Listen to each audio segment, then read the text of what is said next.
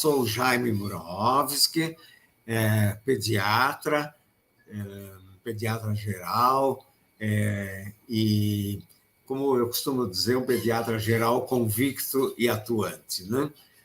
Mas meus dados eu vou deixar para o final.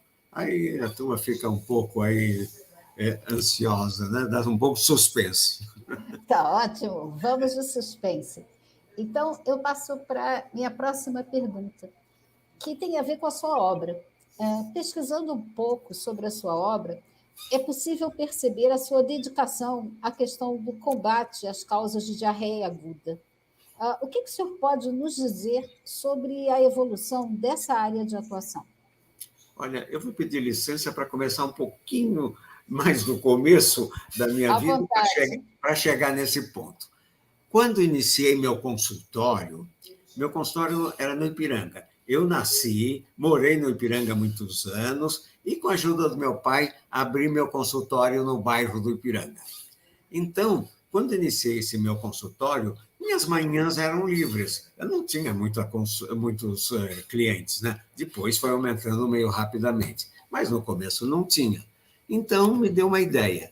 Eu me ofereci, olha o verbo, hein?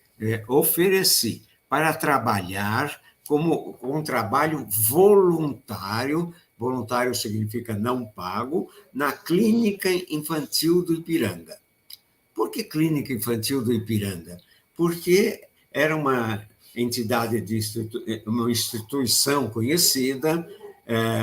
Eu tinha sido, até tinha sido cliente da Clínica Infantil do Ipiranga, mas já numa fase um pouco adiantada da minha infância. E, então, eu podia ir a pé, naquela época não tinha carro, é 1 quilômetro e meio, mais ou menos. Então, me ofereci para trabalhar voluntariamente na Clínica Infantil do Ipiranga. Por quê? Porque era bom para ganhar experiência, eu estava muito no começo, e até para me tornar conhecido no bairro. Eu trabalhei no ambulatório, de graça, naturalmente, porque a clínica não podia pagar, né? Uns 3 anos, mais ou menos, até que foi criado o serviço de emergência da Clínica Infantil de Ipiranga. Vejam, o serviço de emergência era um tipo de pronto-socorro infantil, aliás, pioneiro, né? E aí eu passei a dar plantões noturnos, 1 ou 2 vezes por semana, e no plantão eu ganhava alguma coisa. Bom, eu trabalhava no ambulatório e depois comecei a trabalhar também no serviço de emergência. A realidade que eu encontrei no serviço de emergência era muito diferente do ambulatório. Eu fiquei assim surpreso, porque o ambulatório atendia as famílias pobres e operários do bairro. Vejam, famílias e operários eram pobres, mas não eram miseráveis. Eles ganhavam pouco, mas ganhavam, né?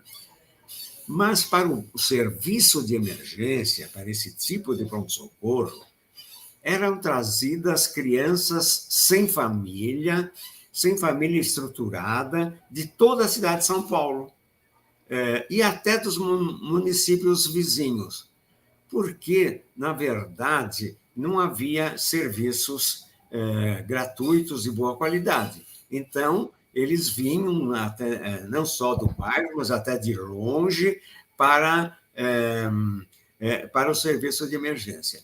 Então, quando eu atendi essas crianças no serviço de emergência, até me assustei, porque era uma população de miséria. No bairro era pobreza. Essas que vinham de longe vinham em situação de miséria. Veja a diferença: pobreza versus miséria. E a mortalidade infantil era muito alta em São Paulo naquela época. As crianças que já eram desnutridas, praticamente desde o nascimento, eram sujeitas a infecções repetidas. Então, a criança já era desnutrida, porque era mal alimentada, e então ela tinha pouca capacidade, poucas defesas, então elas tinham infecções repetidas. E principalmente diarreia. A diarreia, uma diarreia infecciosa, ela começava aguda, quer dizer, começava subitamente. Mas, ao contrário das diarreias agudas, que se curam até espontaneamente, em torno de uma semana, essas diarreias se tornavam prolongadas. Pior que prolongadas, persistente. Persistente, uma prolongada que não tem tendência à cura. Havia uma piora do estado nutricional. Se o estado nutricional já não era bom, agora piorava. E as coisas evoluíam para a morte. As crianças morriam. E geralmente morriam por broncopneumonia. Esta era a causa final e que eu costumava colocar no atestado de óbito. Mas eu vi que broncopneumonia era apenas a causa final, era o término. E então me veio a ideia pioneira de investigar a causa da diarreia. Se a criança morre de diarreia, qual é a causa dessa diarreia? A gente sabia, já na época, que essa diarreia era de causa bacteriana, quer dizer, era provocada por bactérias. Vírus, que hoje é tão comum, nem se falava na época. Em parte porque não eram conhecidos, mas, na realidade, a grande maioria das diarreias, naquela época, eram causadas por bactérias.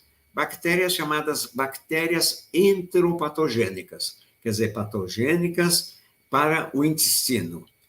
E essas bactérias, eram provenientes, eram decorrentes das más condições higiênicas em que essa população vivia. Essas bactérias entravam pela boca e invadiam o intestino. Nós já conhecemos, na época, algumas bactérias. Eram clássicas, Shigella e Salmonella. Como disse, já eram conhecidas, a gente sabia, fazia coprocultura, mas não encontrava Shigella e Salmonella. Então, chegamos à conclusão que Shigella e Salmonella, embora fossem responsáveis por alguns casos, não explicavam a maioria dos casos que a gente atendia. Então, nós fizemos estudos avançados para a época, entre nós avançados até para hoje, viu? E nós usávamos coprocultura, coisa não comum na época. Coprocultura significa cultura das fezes. E, com esse sistema todo, nós descobrimos que a bactéria causadora era a Escherichia coli enteropatogênica. A Escherichia coli é uma bactéria, existem muitos tipos e tem uma variante importante, que porque existe Escherichia coli até que não são muito sérias como doença, mas essa é a Escherichia coli enteropatogênica, quer dizer, patogênica para o intestino. E existe um número grande de sorogrupos, quer dizer, a Escherichia coli é um nome só, mas ela tem um monte de variantes, quer dizer, de sorogrupos diferentes, e nós descobrimos que a bactéria causadora era Escherichia coli enteropatogênica, particularmente do sorogrupo O111. Só por esse número 111, vocês veem que existe um número muito grande, mas o foco ficou nesse sorogrupo O111. Bom, aí vem a lógica, né? Era uma bactéria. Bactéria, até hoje, né? Bactéria patogênica se trata com antibiótico.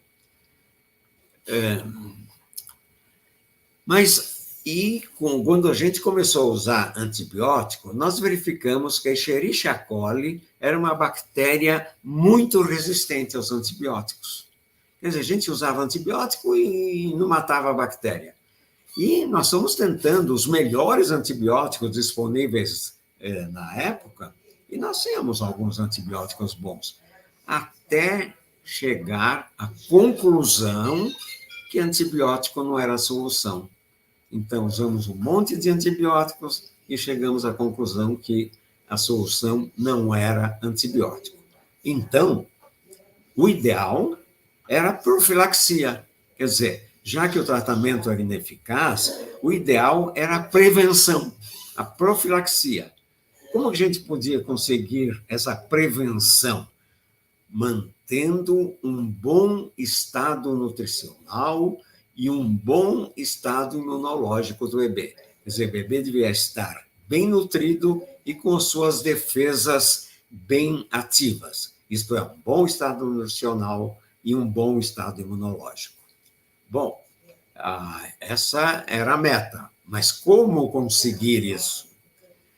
Se essas crianças, principalmente essas crianças pobres, que viviam em más condições, tinham essa bactéria. Como conseguir isso? Nós não podíamos, de um momento para outro, era lógico que lutamos até por isso, mas não podemos mudar de um momento para outro as condições socioeconômicas da família, as condições do bairro do Ipiranga e pior, de bairros piores da cidade de São Paulo, cujas condições higiênicas não eram nada boas, não tinham recursos. Então, o que a gente podia fazer na prática? Evitar o desmame precoce. Já que o desmame precoce estava na gênese desse problema, o que nós podemos fazer é evitar o desmame precoce. Evitar o desmame precoce significa manter o aleitamento materno exclusivo. Vejam o adjetivo exclusivo, quer dizer, só leite materno, nos primeiros 6 meses de vida. Até hoje, eu recomendo, e muito, o aleitamento materno exclusivo. Quando eu digo exclusivo, significa que nem a criança que mama leite materno exclusivo não precisa nem de água nos primeiros 6 meses de vida. Primeiro semestre de vida. É lógico, a criança vai crescendo, o leite de peito continua importante, mas já não é suficiente. Quer dizer, ele precisa ser complementado. Então, vejam a palavra, complementado, não é substituído, é complementado com outros alimentos, de acordo com a idade da criança e as condições da família. Então, o que eu dizia naquela época, e digo até hoje, é manter o leite de peito até os 2 anos de idade ou mais. Gosto de fazer esse complemento, ou mais. Quer dizer, porque também existe até na pediatria, não, o bebê tem que mamar o leite, mamar no peito da mãe até os 2 anos. Sim, até os 2 anos é essencial. Mas, como eu digo, manter o leite de peito até os 2 anos de idade ou mais. Eu acho que é uma história muito rica, né, e que tem muita coisa para o jovem pediatra entender como é que se chega a essas conclusões e essas colocações que a gente vê hoje. É uma trajetória brilhante, doutor.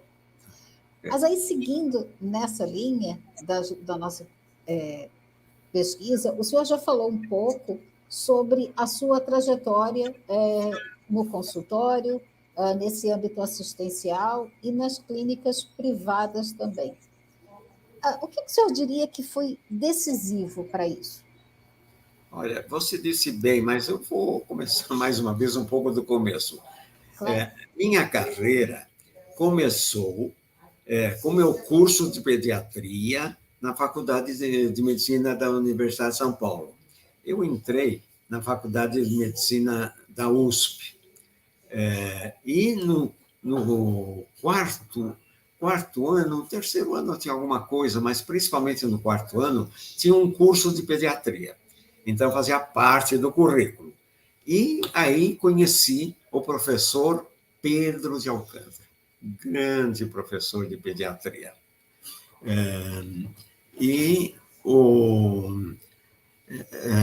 Então, o professor de pediatria foi um dos melhores, o professor Pedro de Alcântara foi um dos melhores didatas que eu conheci. Ele dava aula com uma didática, mas ele era muito sincero, então ele contou uma vez para a gente que ele tinha as aulas já preparadas. Só que só tinha o seguinte, ele tinha 2 aulas para o mesmo assunto, um para os anos pares, outro para os anos ímpares. Porque, como naquela época muita gente repetia o ano na faculdade, então ele não queria que dissesse, o professor repete a mesma aula. Então, ele tinha a aula para o ano par ou a aula para o ano ímpar. Bom, esse foi meu curso básico, né, no 4º ano. Depois, interessante, no 6º ano, eu tive internato. Olha, outra coisa do destino. Não existia internato. O 6º ano era um ano comum, como os outros, né? Naturalmente, um pouco mais adiantado. Mas foi exatamente no meu ano que o 6º ano deixou de ser um ano comum para se transformar num internato. A gente ia para o Hospital das Clínicas e trabalhava lá. Uma coisa também interessante, já que estamos falando de história, a minha turma, como eu disse, foi a primeira turma que teve internato. E não foi de graça, não. Nós fizemos, me lembro que até greves para conseguir o internato. E conseguimos. E foi muito bom para mim. Bom, então fiz o 6º ano como internato. Aí, como é que a maioria dos colegas naquela época terminava e ia trabalhar, né? Mas eu fiz residência, que hoje é muito comum, né? Uma outra coisa que eu me lembro bem, quando eu me formei, meu pai era um indivíduo simples, mas muito trabalhador, muito esforçado, e foi muito importante para mim. Ele era meio gozador, ele falava um pouco com sotaque, ele disse, já te sustentei todo esse tempo, agora vai trabalhar vagabundo. Ele dizia, vagabundo. Eu disse, pai, tem um negócio chamado residência. Ele disse, vos residência, vos em Yiddish significa o que é residência, no fundo ele quer dizer que diabo que é isso, residência, né? Eu expliquei, disse, tá bom, residência. Olha, a residência foi muito importante na minha carreira. A residência no Hospital das Clínicas. A gente ficava lá o dia inteiro, entrava de manhã, saía de noite e tinha plantões noturnos. Acontece que eu não tinha tido coragem de dizer para o meu pai que eram 2 anos de residência. Ele estava achando que era um só. E quando eu estava terminando esse ano de residência, eu percebi que o 2º ano não valia a pena, porque estava muito no começo, não estava bem estruturado, era uma perda de tempo. Então, eu desisti. Hoje, os colegas fazem 2, 3, 4 anos de residência. Eu fiz só o 1º ano. E, como disse, fiz residência no Departamento de Pediatria do Hospital das Clínicas. Aí, com o auxílio dos meus pais, eu abri meu consultório no bairro do Ipiranga. Bairro do Ipiranga. Foi onde eu nasci, onde eu cresci, onde morei por muitos anos, e está no meu coração até hoje. Até torcedor do Clube Atlético Ipiranga eu fui, né? Ainda sou. Então, abri meu consultório no bairro do Ipiranga, e lá eu atendia a classe média. Então, no consultório ia gente de classe média. Gente muito pobre não ia no consultório. Como eu disse, até na Clínica Infantil Ipiranga, ou em lugares que não precisassem pagar nada. Mas meus honorários eram acessíveis e, olha, podiam ser reduzidos, podiam ser parcelados, nunca deixei de atender porque não podia pagar. Aí, eu me dirigi para trabalhar na Clínica Infantil de Ipiranga. Era uma instituição de valor reconhecido, como eu já disse, e era bom para ganhar experiência até para me tornar conhecido. Trabalhava sem remuneração, naturalmente, todas as manhãs. Aí acontece uma coisa também interessante que me ficou na lembrança. O meu chefe, maravilhoso, o Dr. Gomes de Matos, ele não deixava o paciente escolher o pediatra. Havia um corredor lá na clínica. Esse corredor tinha 6 consultórios, e na porta tinha uma abertura. Os atendentes colocavam a ficha naquele que estivesse vago, no consultório que estivesse vago. Eles pesavam, mediam as crianças e anotava na ficha e colocava no consultório que estivesse vago. Depois de algum tempo de trabalho, eu notei alguma coisa estranha. Alguns pacientes repetiam muito a consulta comigo. Não tinha lógica matemática. Pela matemática não dava isso, muito menos pela estatística, né? Olha, eu fiquei curioso e fui investigar. Descobri.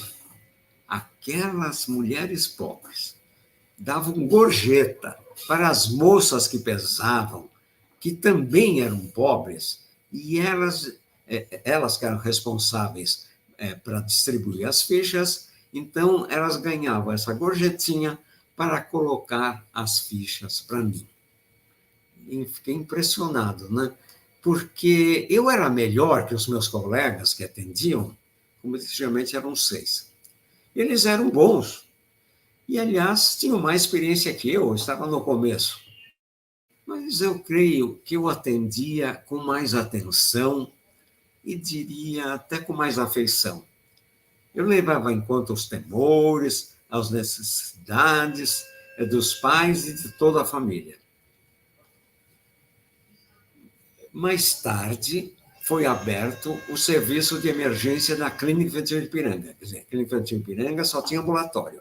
Mais tarde, Dr. Gomes e Matos abriu o serviço de emergência, quer dizer, um serviço de pronto-socorro. E aí, eu passei a dar plantão noturno, 1 ou 2 vezes por semana, para ter pelo menos alguma remuneração, né? A realidade que encontrei no pronto-socorro era diferente. Se no ambulatório havia pobreza, no pronto-socorro havia miséria.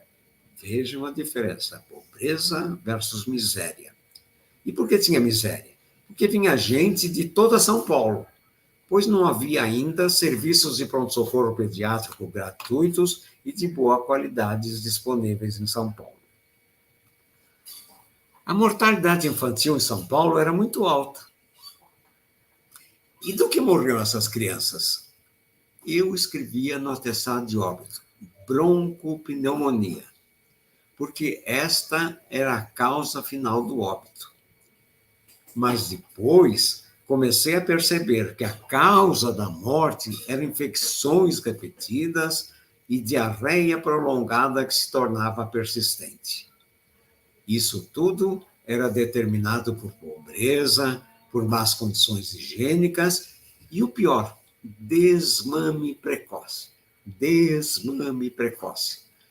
As crianças desmamadas precocemente recebiam o que a família dispunha, leite de vaca.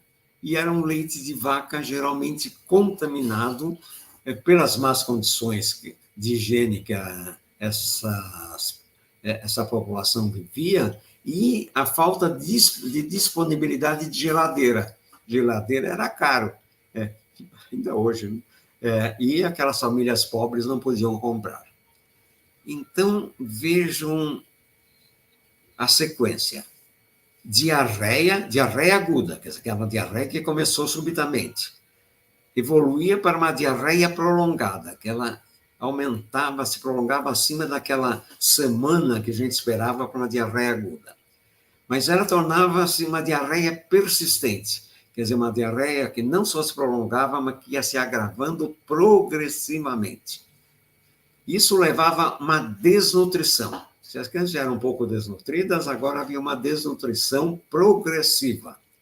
E chegando ao ponto final, broncopneumonia. Não, ponto final era o óbito. Então, vejam a sequência: diarreia aguda, diarreia prolongada, diarreia persistente, desnutrição progressiva, broncopneumonia e óbito, morte dessas crianças.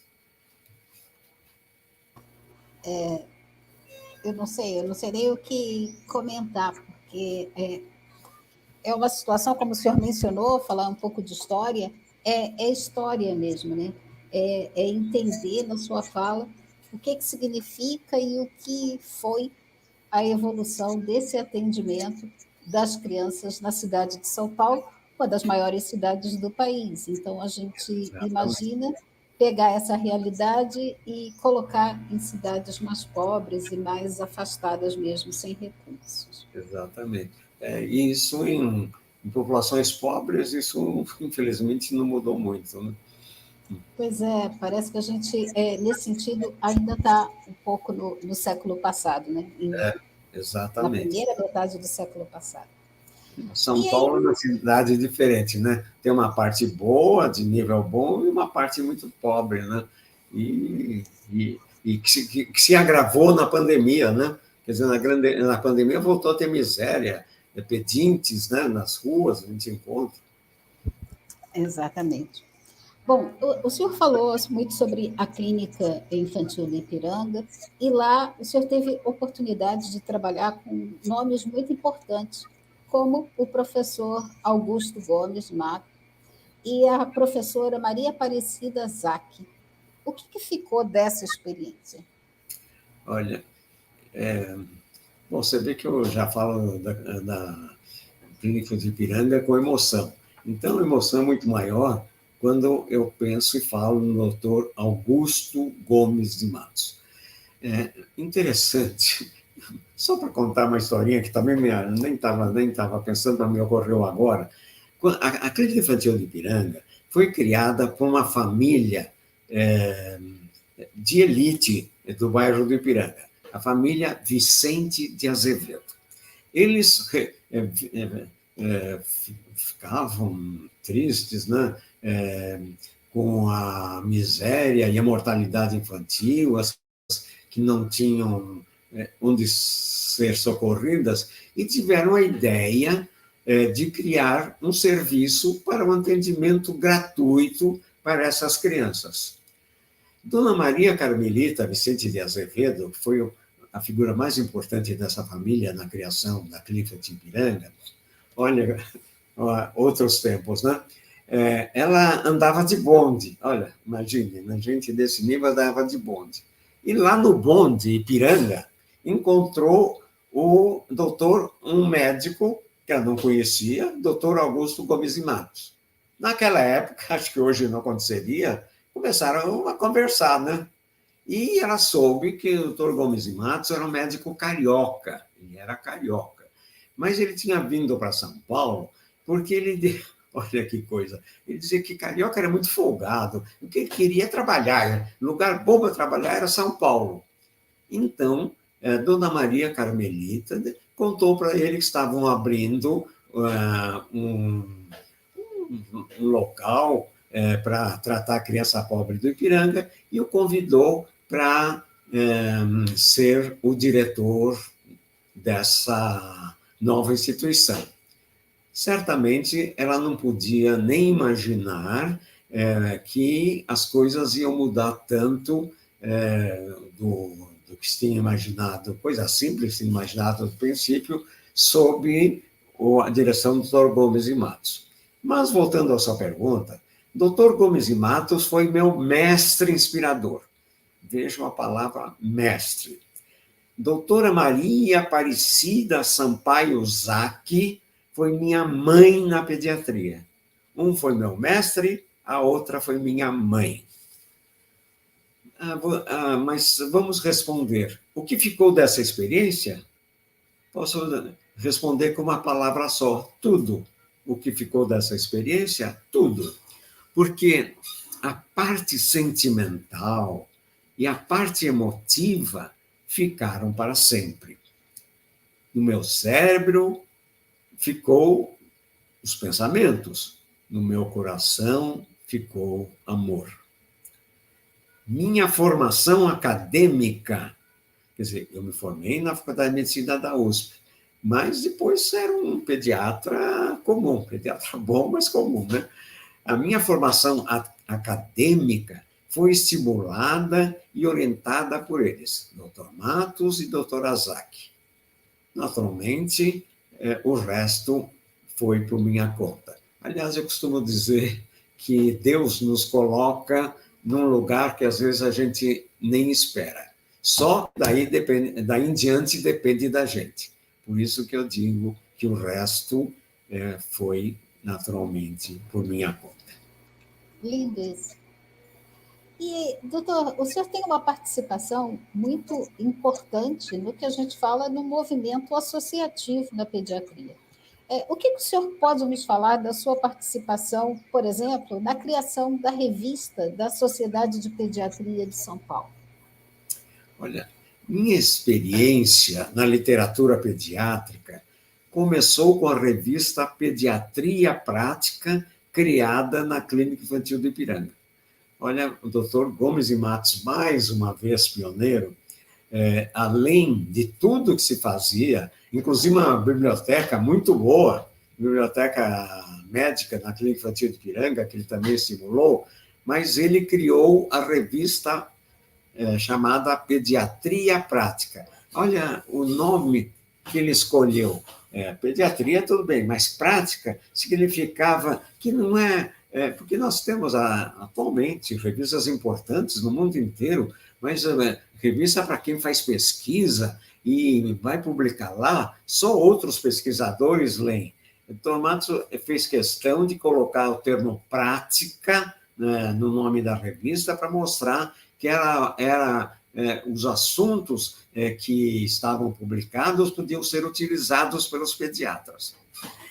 Então, o doutor Augusto Gomes e Matos, mais do que isso, outra coisa interessante, né? Ele abria a revista para pediatras que quisessem fazer publicações científicas. Hoje, as revistas médicas também a gente pode publicar, mas é mais complicado, né? É mais restrito. E o doutor Matos abriu, de uma maneira geral, para os pediatras que quisessem fazer publicações científicas. Eu me lembro bem que ele fazia, junto com o grupo, uma seleção rigorosa dos artigos. Quer dizer, é lógico, tinha muito artigo que não tinha interesse, não tinha base, né? Não tinha nível para ser publicado na revista. Então, havia de início uma seleção. E mesmo aqueles que eram aceitos, porque tinham algum interesse, eles eram reescritos. Porque, como eu disse, mesmo aqueles que escreviam alguma coisa importante, os pediatras daquela época não sabiam escrever para uma revista científica. Então, Matos tinha um grupo do que eu fazia parte, né? E a gente reescrevia os artigos, aqueles que eram previamente selecionados, para dar a qualidade necessária para a publicação.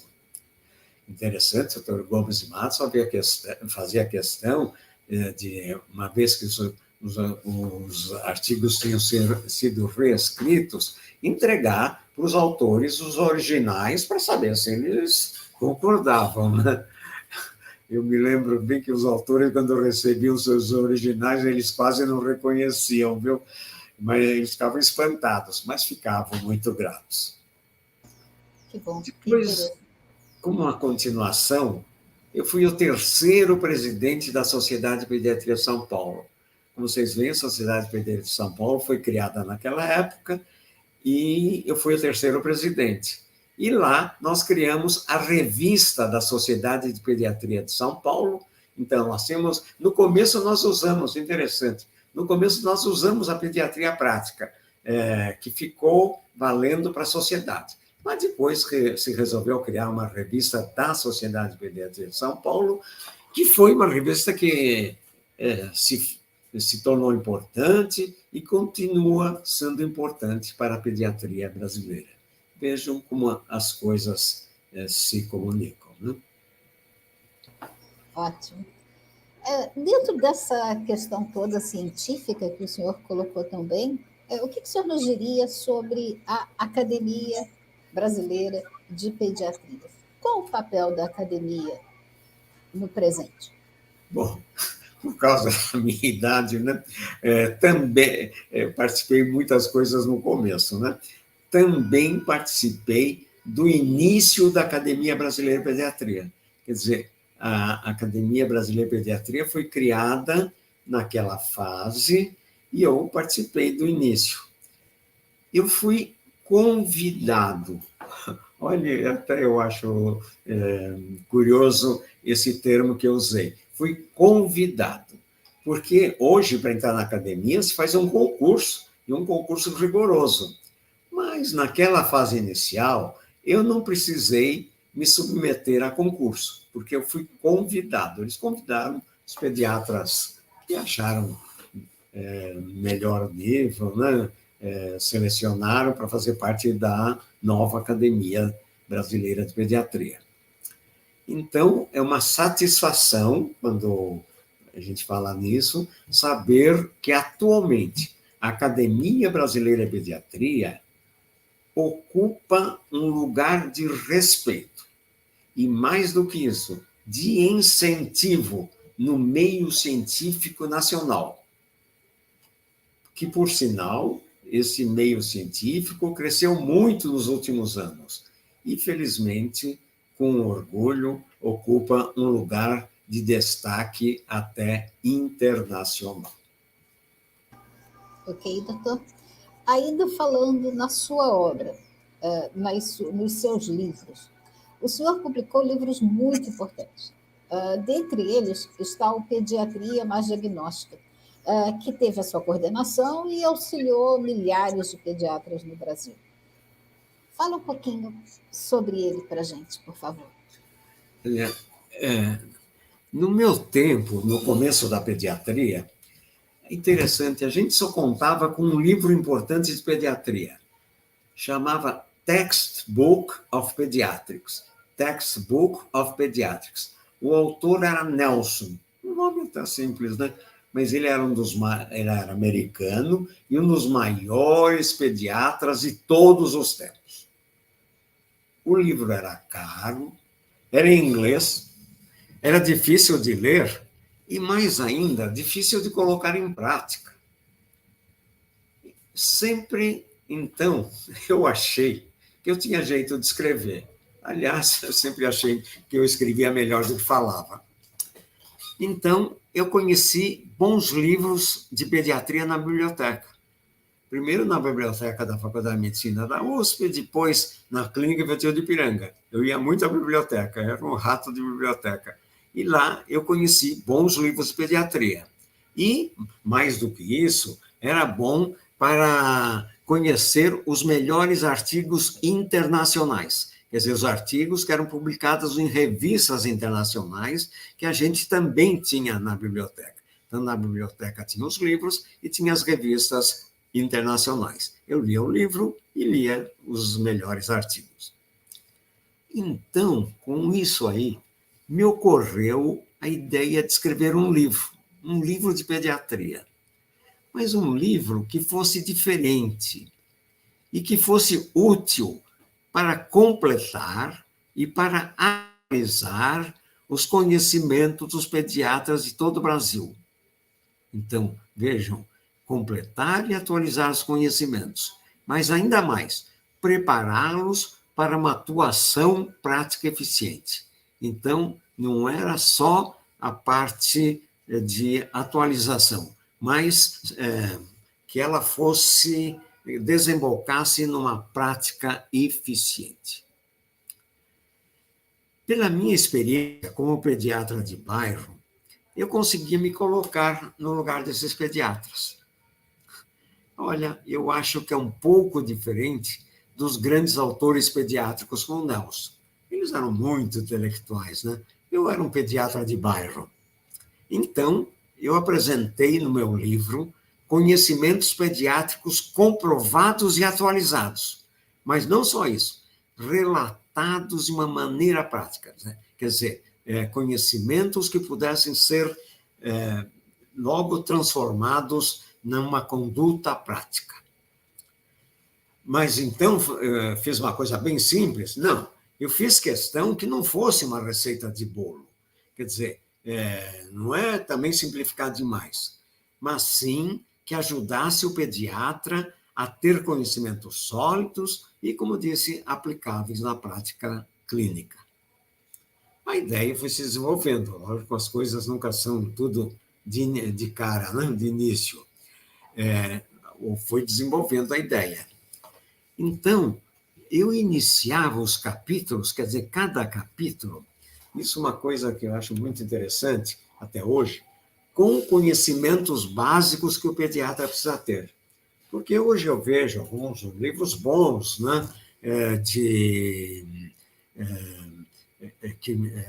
então, mas são livros exatamente para a prática pediátrica, às vezes até pronto-socorro ou algumas subespecialidades, mas eu sabia que os pediatras não tinham conhecimentos necessários na época. Então, eu começava o capítulo com conhecimentos básicos. Então, era resumido, mas continha tudo. Às vezes eu usava frases, sempre usei frases curtas, mas tinha todos os conhecimentos básicos que eu achava que o pediatra prático precisava ter para sua atuação adequada. Então, primeiro, os capítulos começavam com esses conhecimentos básicos. Depois, isso era o básico, importante, como aplicar esses conhecimentos básicos. Aí eu tive uma ideia que também um pouco original. Eu marcava essa orientação etapa por etapa e passo a passo. Então, dizia assim, primeira etapa, segunda etapa, terceira etapa, numa ordem lógica. E dentro da etapa, eu colocava primeiro passo, segundo passo, terceiro passo, quarto passo, assim por diante. Né? Então, fazia a orientação, era feita em etapas sequenciais e dentro de cada etapa, os passos práticos para atingir os objetivos. Aí, eu comecei a receber muitas mensagens dos colegas, né? E as mensagens que eu recebi desses colegas me deram muita satisfação. Mas isso também é coisa minha, né? Me deram estímulo para aperfeiçoar cada vez mais o estilo. Quer dizer, eu ficava cada vez mais rigoroso comigo mesmo, né? Isso ocorreu edição por edição. Então, fui aperfeiçoando o estímulo e melhorando edição por edição. Está na 7ª edição, já está indo para a 8ª, e nenhuma edição é exatamente igual à anterior. E quem foi responsável pela edição dos meus livros foi, e eu digo agora com saudades e respeito, a editora Sarvier e seus responsáveis, que era a família Sarvier. Né? E então, desde a primeira edição do meu livro, em 1978, vejam, mais de 60 anos. Então, a editora Sarvier, eles já sabem, mas volto a repetir o meu reconhecimento. Depois me veio outra ideia, né? De complementar o livro de diagnóstico e tratamento, fazendo um livro de emergências em pediatria. Porque quando eu pensava no meu livro, eu estava pensando no médico que trabalhava no ambulatório ou no consultório. Agora, eu sabia que muitos, principalmente jovens, após a sua formatura, arrumavam emprego como plantonista de pronto-socorro. E tinham pronto-socorro de pediatria. E tinham naquela época, tinha pouca experiência. Não tinha muito onde arrumar essa experiência. Aí eu criei o livro Emergências em Pediatria, exatamente com esse objetivo. Mas, vamos lá, perfeito. E agora vamos falar um pouquinho sobre um outro nome que foi imortalizado na pediatria brasileira, que é o Dr. Mário Margarido Filho. Interessante. Eu li a pergunta que vocês mandaram antes, e lá diziam se eu posso falar sobre o Mário Margarido Filho. Eu posso e devo. Não é só poder. Eu posso e devo, é um dever meu falar do pediatra Mário Margarido Filho. Por quê, hein? Porque, olha, eu tenho uma ligação muito grande com ele. Por inexperiência da minha mãe, interessante, minha mãe era uma intelectual.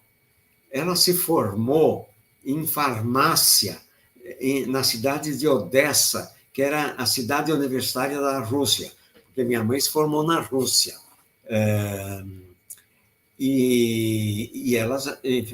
Então, ela se formou em farmácia, mas ela nunca exerceu. Ela não chegou a exercer, porque logo depois, e sabe, sempre por problemas para escapar da miséria, né, que era grande na época. Então, minha mãe, então, era uma intelectual, mas era uma imigrante pobre que veio da Bessarábia. Bessarábia ficava entre Rússia e Romênia, e hoje é um país independente chamado Moldávia. E ela, então, veio... os imigrantes, naquela época, vinham ou para a Argentina, acho que até a Argentina tinha uma certa preferência, mas nem todos conseguiam ir para lá, né? Então, os que não conseguiam, vinham, acho que era... Para muitos, acho que era a segunda opção, que era o Brasil.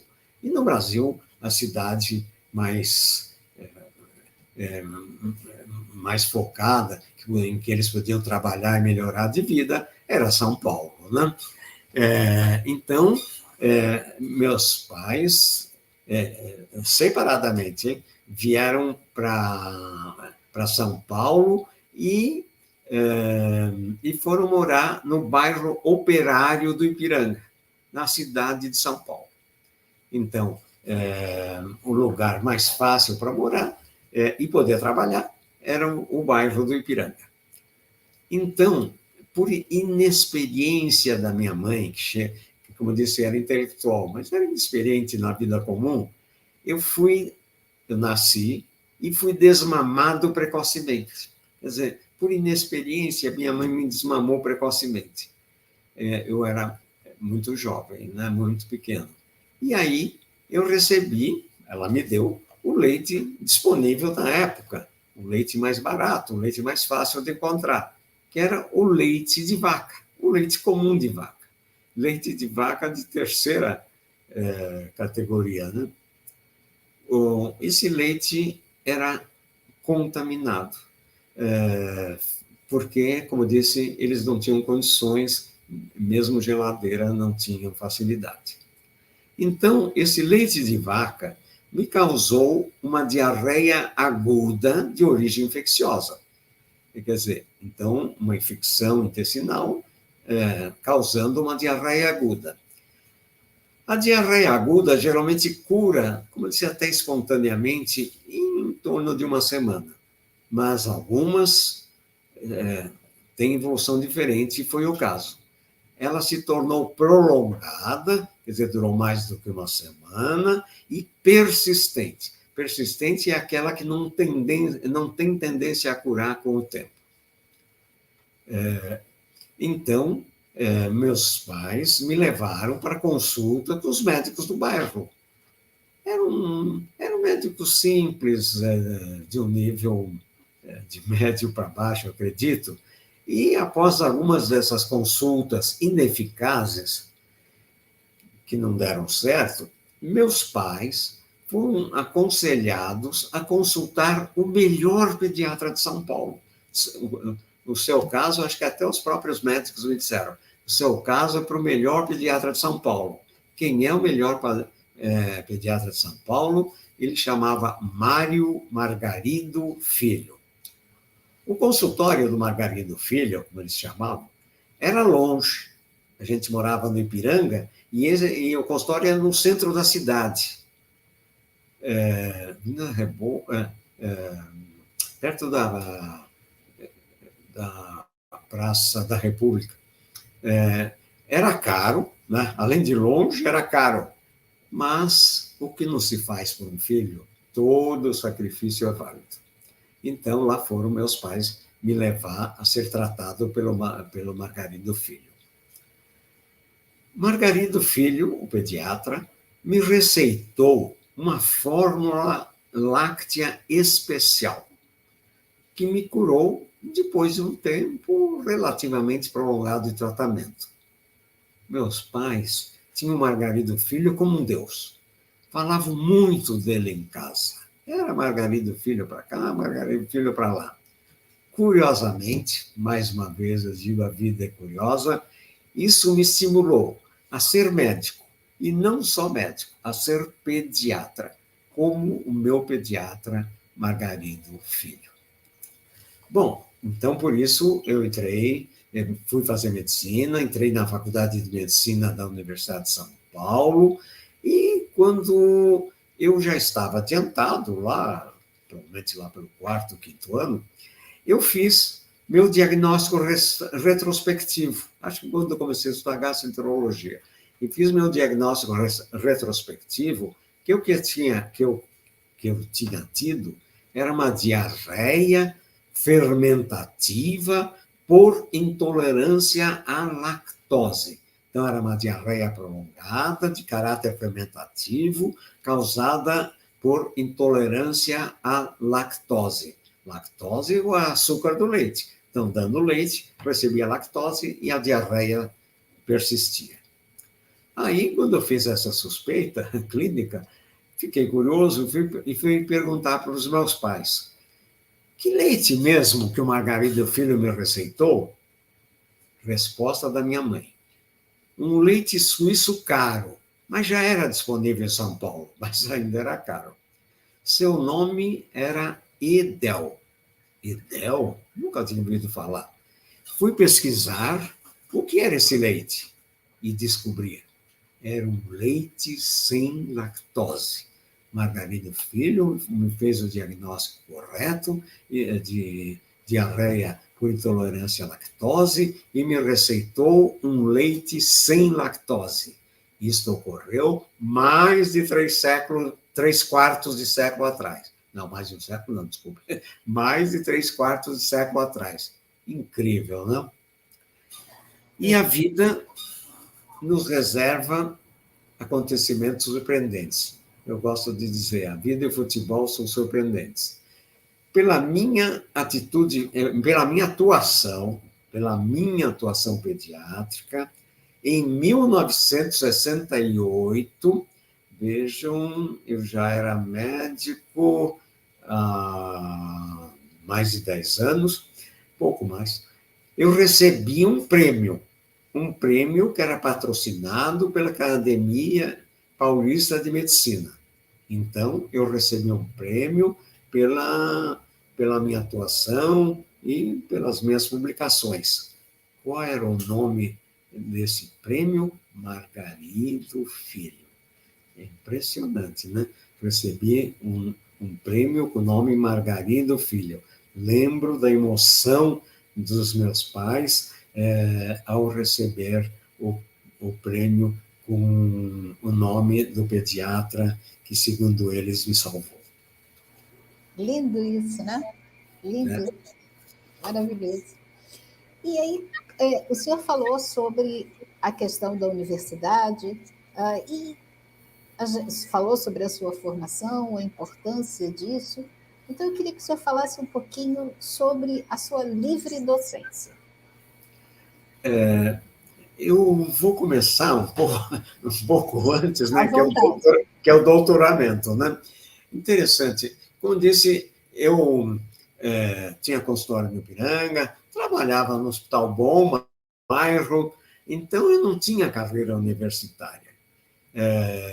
Então, mas fazia pesquisas, né? Então, eu fiz meu doutoramento, porque foi a tese de doutoramento, porque fui estimulado pelo professor Luiz Rachid Trabulsi. Ele era professor de bacteriologia da Faculdade de Medicina da USP, e eu levava lá para fazer as culturas de fezes, né? Ficamos amigos, e ele disse: faz doutoramento. Trabulsi, não preciso de doutoramento, não tenho carreira universitária. Ele disse: faz, é bom. Tá bom, vai. Então, eu fiz doutoramento em 1969.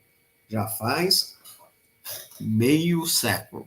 Meio século, não é impressionante, quando eu fiz meu doutoramento. Para fazer doutoramento, eu precisava de uma tese. A minha tese foi sobre diarreia aguda. Valor dos antimicrobianos no tratamento da diarreia aguda. Quer dizer, na verdade, era o valor dos antibióticos no tratamento da diarreia aguda, já que a diarreia aguda era infecciosa. Eu tirei nota 10 da banca examinadora. 10 com louvor. Então, não foi só 10, foi 10 com louvor. O título de doutor, que eu fiz, como eu disse, sem pensar em nada, que achei que não ia me servir de nada, a não ser a honra, né, a satisfação, mas ele me foi útil. Me foi útil para ser convidado como professor, e olhem, mais uma vez, eu digo a palavra, eu fui convidado. Eu não me apresentei, nem fiz nenhum concurso, para ser professor na Faculdade de Medicina de Santos. A Faculdade de Medicina de Santos tinha sido criada naquela época, e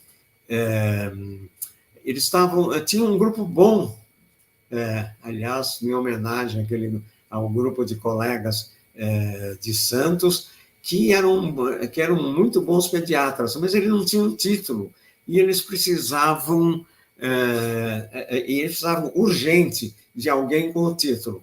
Como eu tinha feito meu doutoramento, o título de doutor era suficiente, então eu fui convidado para ser professor lá da Faculdade de Medicina de Santos. Aliás, agora estou me lembrando de outra coisa. Quando eu fui convidado para ser professor em Santos, minha primeira reação foi: Santos? Santos é muito longe. Longe, para mim, é um lugar que a gente não pode ir a pé. Eu gosto de andar a pé, até hoje, hein? Aí o colega me disse: não, é por pouco tempo, até os colegas conseguirem o título. Isso por pouco tempo, hein? Fiquei lá 40 anos. Mas, já estava lá quando resolvi fazer a livre docência. Não, mas resolvi fazer, e quem me estimulou a fazer foi, mais uma vez, um maravilhoso amigo, professor doutor Luiz Rachid Trabulsi, que era originário da Faculdade de Medicina da USP. Quando eu conheci, ele era da USP. Mas depois ele passou para a Escola Paulista de Medicina, porque ele foi convidado para ser professor titular de microbiologia. E na USP tinha um professor titular, ele era assistente. Então, eu me lembro que, para preparar o meu concurso de livre docência, eu me afastei das minhas atividades, inclusive me afastei do consultório. Acho que foi a única vez na vida que eu me afastei do consultório. Só agora que eu estou me afastando também, né? Mas faz muito tempo. E eu me afastei por um mês. Então, como eu disse, eu não fazia isso naquela época. Mas eu usei esse mês para preparar as aulas. Interessante. Eu tinha uma lista delas. Eles forneciam a lista, mas era uma lista meio longa. E só uma seria exigida como apresentação no concurso. Mas era básico para o concurso. Era para ter a nota do concurso, né? E essa aula seria, como eu disse, me deram uma relação, mas a aula seria sorteada no momento, no instante do concurso. Então, eu foi sorteado, tinha aula e, naturalmente, estava nervoso, né? Será que eu me sairia bem? Eu sabia que tinha jeito para dar aula, mas a aula de livre docência, com o tema que foi sorteado no momento, embora eu já estivesse dito, entre outros, há algum tempo. Então, será que eu me sairia bem? Era a minha dúvida. Eu iniciei a aula sorteada, e eu me lembro também, ao pronunciar as 2 primeiras frases, coisa assim, né? Eu fiquei satisfeito e lembro que eu disse para dentro de mim: vai sair bem.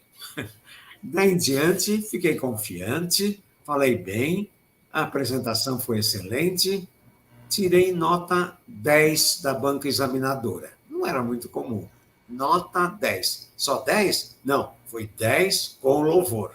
10 com louvor. A banca fez questão de dizer. Que legal, muito interessante a história.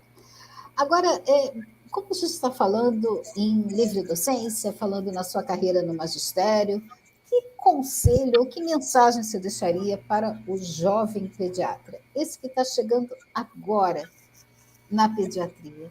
Isso é importante, eu penso muito nisso e é uma responsabilidade, né? Então, eu penso, mais uma vez, iniciando um pouco antes, se eu que tivesse que escolher a minha especialidade, voltando no tempo que eu iniciei minhas atividades profissionais, não há dúvida que eu escolheria novamente pediatria. Então, quando eu me formei e comecei minhas atividades profissionais, já como pediatra, se eu voltasse no tempo e disse, não, você pode escolher de novo, tem toda a liberdade, eu escolheria novamente pediatria.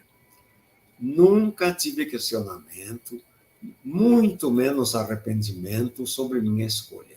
Nem questionamento, muito menos arrependimento. Aliás, agora tenho que contar outra coisa, né? Eu não tenho habilidade cirúrgica, então essa habilidade eu não tenho, né? As Mas crianças agradecem.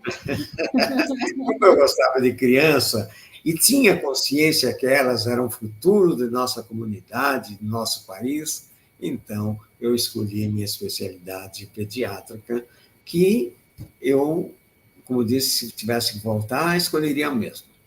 Mas noto que nos últimos tempos a pediatria caiu um pouco na sua importância. Mas olha, mais uma vez, curiosamente, eu disse nos últimos tempos, mas bem agora, nos últimos tempos, eu vejo que, curiosamente, a pediatria está sendo novamente realçada. Então, o que eu faria se tivesse que começar hoje, e que é o que eu recomendo aos colegas que apreciam a prática da pediatria, é fazer pediatria geral, como eu faço, mas complementado por uma subespecialidade pediátrica. Hoje nós temos muitas subespecialidades pediátricas e existem subespecialistas, mas eu acho que não pode abandonar a pediatria geral. Então, os pediatras podem continuar fazendo um pouco no consultório de pediatria geral e se dedicar a uma subespecialidade pediátrica. São várias hoje e pode haver essa especialização. Ok, doutor. Para terminar essa nossa conversa tão rica, aí eu volto para aquela pergunta que era a primeira pergunta e o senhor pediu que juntasse para o final. Deixando a curiosidade, né, para quem acompanha essa nossa conversa.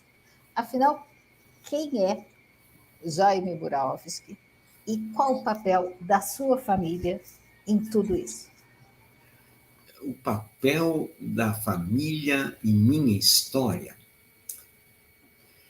Meus pais eram imigrantes pobres vindos da Bessarábia.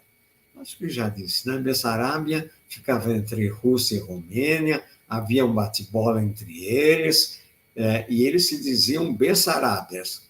Então, mas depois, a Bessarábia se libertou da Rússia e da Romênia e ficou um país independente, que hoje chama Moldávia. Se vocês forem ver no noticiário, até que ela já apareceu um pouco no noticiário ultimamente, em parte por causa do que os russos estão fazendo lá. Então, a Moldávia ficou um país independente. Minha mãe era intelectual da família. Ela se formou em farmácia em Odessa, a cidade universitária da Rússia. Mas nunca exerceu, porque migrou para o Brasil. E naquela época não era possível revalidar o diploma. Outros tempos, né? Não era possível revalidar o diploma, ela desistiu. E meu pai, do outro lado da história, era simples, ele só tinha alfabetização. Vejam, um pai simplesmente alfabetizado com uma mãe que tinha uma formação universitária. Por isso, durante muito tempo, eu achava que a minha mãe era a forte da família. Mas quando meu pai morreu, e ele morreu relativamente jovem, eu percebi que ele, na sua modéstia, é que dava força ao casal.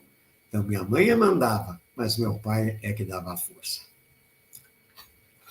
Quando eu tinha 2 anos de idade, 2 anos de idade exatamente, esse meu pai, foi diagnosticado com tuberculose. Tuberculose.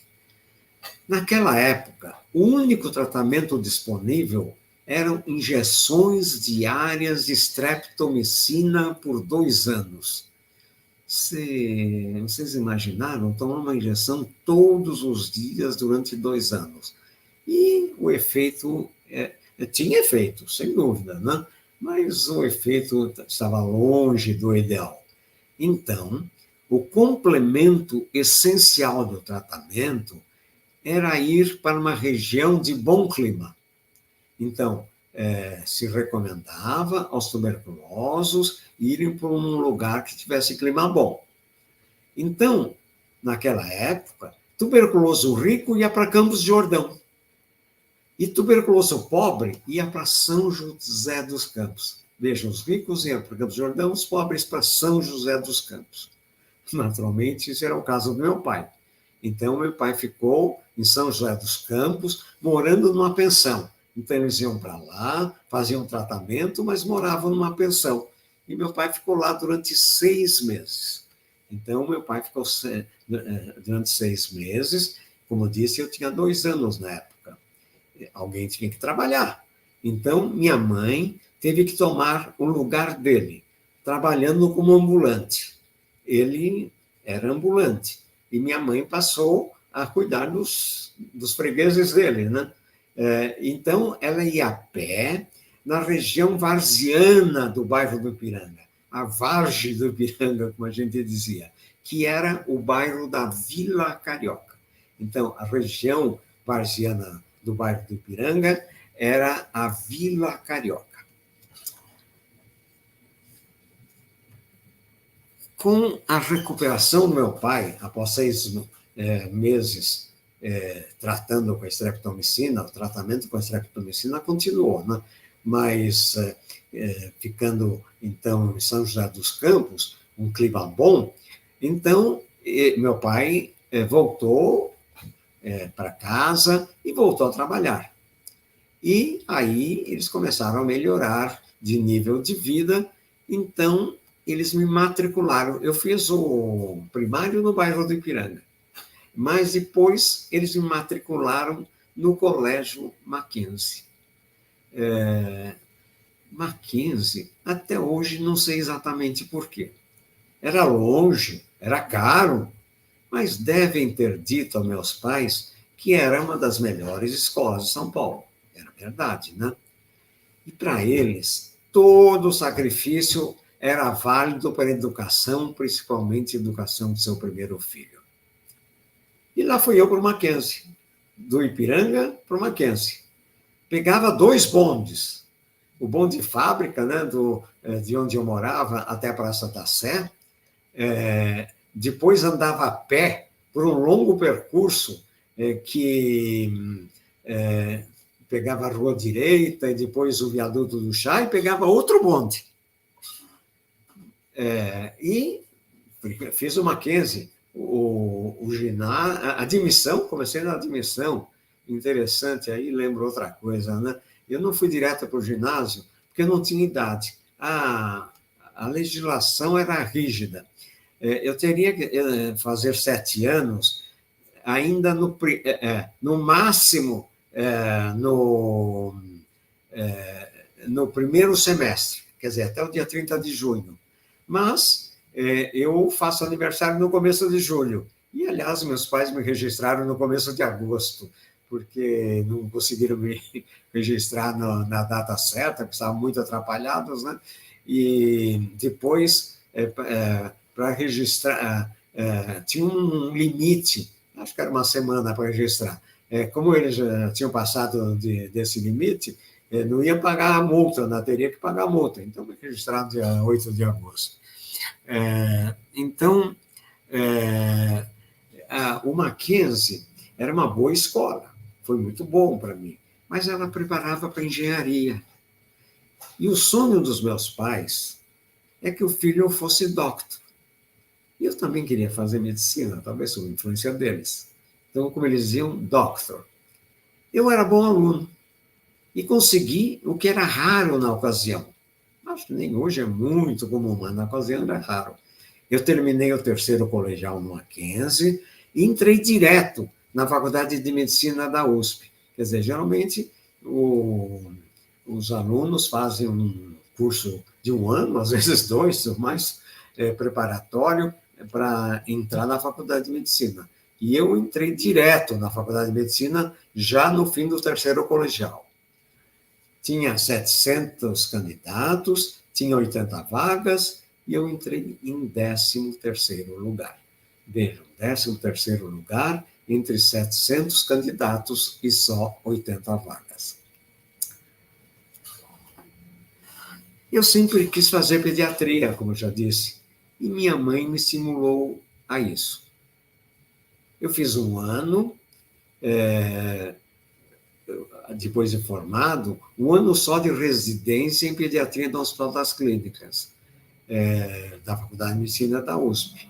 Naquela época, a residência eram 2 anos, agora é mais, com especialização. Mas eu não fiz o segundo ano, porque eu notei que, como estava muito no começo, naquela época, o segundo ano ainda não estava bem estruturado. Não valia a pena. E, afinal, eu precisava começar a trabalhar. Meu pai me ajudou a abrir meu consultório no bairro do Ipiranga. Eles eram bem conhecidos no bairro, e eu já tinha fama de bom estudante. Acho que eles espalhavam. E, portanto, que eu seria bom médico. Mas teve outro ponto na minha biografia que foi decisivo para a minha carreira, foi decisivo na minha vida. Adivinhe, foi meu casamento. Eu tive a sorte, eu gosto de dizer dedo de Deus, de encontrar a companheira ideal. Eni, essa minha companheira, sempre me deu o apoio que eu precisava para desenvolver minha carreira nas condições difíceis em que nós vivemos. E mais do que isso, me ajudou, e ela foi a base, né, da constituição de uma família estruturada e uma família afetiva, que hoje consta de 4 filhos, 10 netos e um bisneto já bem a caminho. Eu estou lendo o que eu escrevi. Então, tudo, como na medicina, a gente precisa estar sempre em dia, né? Então, esse meu bisneto nasceu ontem. Um lindo menino de 3 quilos, 49 centímetros, parto normal. E. Qual o nome dele? Olha, você fez uma boa pergunta. Na minha comunidade, o nome só é dado no batismo, que é feito no 7º dia, com a circuncisão. Então, no 7º dia de vida, o 7º ou 10º, é feita a circuncisão e aí é dado o nome. É lógico que os pais já sabem o nome, mas não contam para ninguém, nem para o bisavô. Tá certo, o bisavô espera e a gente espera. Depois eu conto para você, viu? Tá bom. Então, com o meu consultório no Ipiranga, como eu disse, eu comecei a fazer pediatria, que não era comum, porque lá no Ipiranga, como em São Paulo inteiro, os médicos, que não eram cirurgiões, eram clínicos gerais. Clínicos gerais que atendiam também crianças, mas não só crianças. Mas, olha, interessante, a maioria dos clínicos gerais não gostavam de atender criança, achavam que criança não era agradável, não é difícil entender as crianças, né? Então, eles mesmos me passaram a encaminhar as crianças que apresentavam problemas.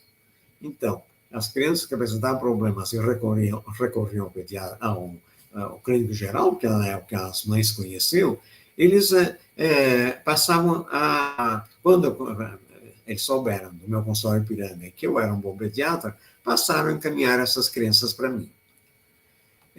Eu trabalhei não só no consultório, mas, como disse, fui trabalhar também na Clínica Infantil de Ipiranga. E lá eu fiz pesquisas clínicas premiadas. Várias pesquisas clínicas premiadas. Elaborei minha tese de doutoramento. Mais do que isso, fui pioneiro com meu livro Pediatria, Diagnóstico mais Tratamento. Lancei meu livro Pediatria, Diagnóstico mais Tratamento, e mais tarde ele foi complementado com o livro Emergências em Pediatria.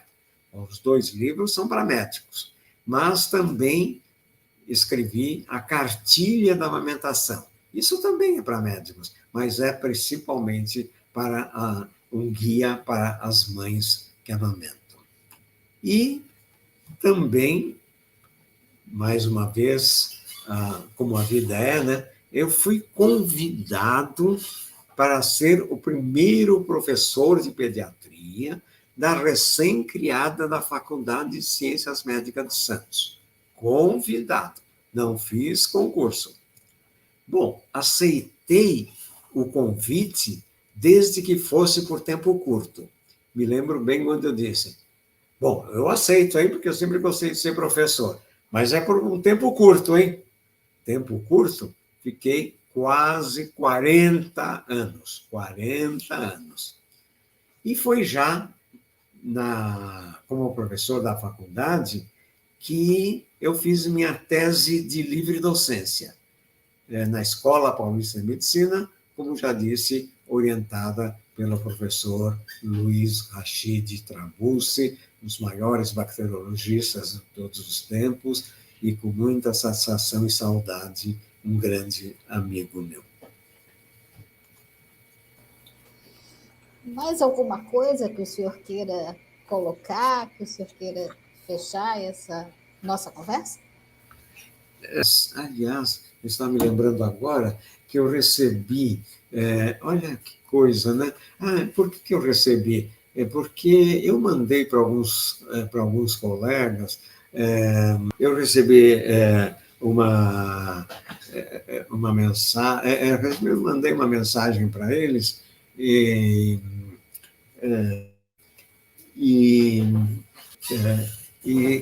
interessante que isso desencadeou uma série de respostas e mensagens também, e alguns colegas fazendo questão de dizer a importância que meus livros tiveram na formação e na carreira deles. Olha, fiquei emocionado. Eles falavam com tanta emoção também, né? Da importância que meus livros tiveram, não só na formação, como na carreira prática deles. E o que eu posso dizer é que, embora eu tenha que confessar que reduzindo muito minhas atividades, eu continuo sendo, espero sendo até o final, um pediatra geral, convicto e atuante.